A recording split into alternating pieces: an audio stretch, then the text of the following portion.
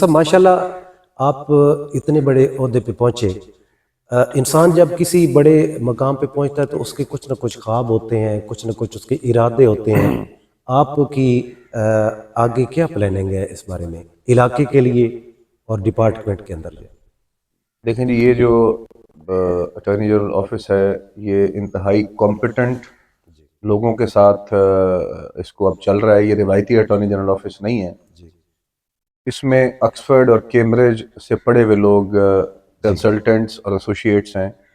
میں واحد جو ہے وہ شاید پاکستان سے تعلیم یافتہ یا قانون کی تعلیم حاصل کرنے والا ہوں، عزیز ہوں یا ان کا ماتحت ہوں. انہوں نے آلریڈی اتنی چینجز کی ہیں، اور اتنی جب کانسٹیٹیوشن پہ بات آتی ہے تو سب سے پہلے منصور صاحب کو ہی دیکھا جاتا ہے.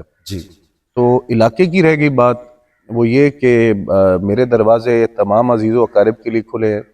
جن کے ساتھ سیاسی مخالفت تھی ان کے لیے بھی کھلے ہیں، اور ان سے آپ کے توسط سے پورے علاقے کو پیغام ہے جو میں کسی کے لیے کر سکتا ہوں میں حاضر ہوں. جہاں پہ میری ضرورت ہو دروازے ان کے لیے ملک صاحب کی طرح 24 گھنٹے کھلے ہیں. اور ہمارا مقصد اور ارادہ ملک صاحب کے روزے کو زندہ رکھنا اور ان کے نام کو زندہ رکھنا ہے. اس میں ساری چیزیں یہ آ جاتی ہیں علاقے کے لیے بہتری کے لیے جو وہ چاہتے تھے اور وہ کرنا چاہتے تھے.